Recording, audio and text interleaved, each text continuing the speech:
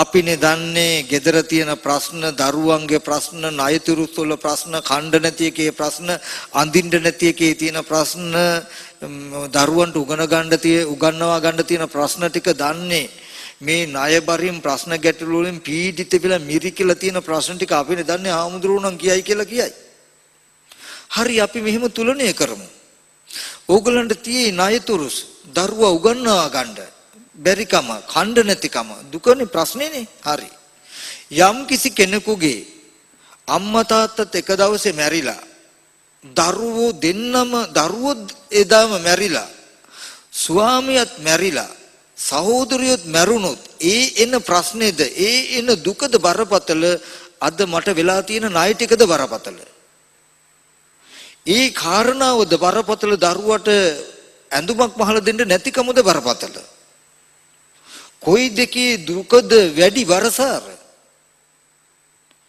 හිතන්න, අම්මා තාත්තත් මැරිලා, සහෝදරයත් මැරිලා, දරුවෝ දෙන්නත් මැරිලා, ස්වාමියාත් මැරුණා නම් ඒ ජීවිතය මොනතරම් ඉතුරු වෙන ආය ශේස්ත්‍රයක් නැහැ.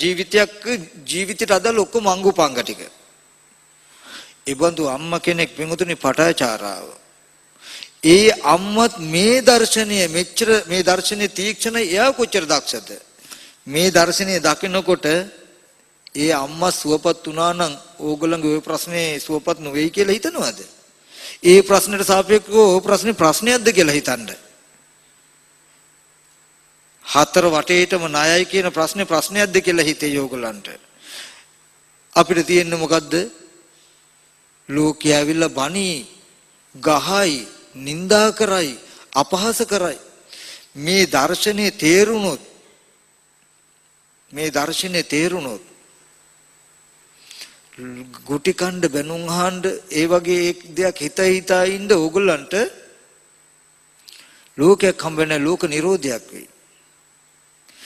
ඒ විතරක් නෙමෙයි, ඒ ධර්මයට තීක්ෂණ හිත යොමු කරපු එකම ආශිර්වාදයක් වෙයි. ඒ ප්‍රශ්නය කියනක ශනිකවම ලෙහෙන්න.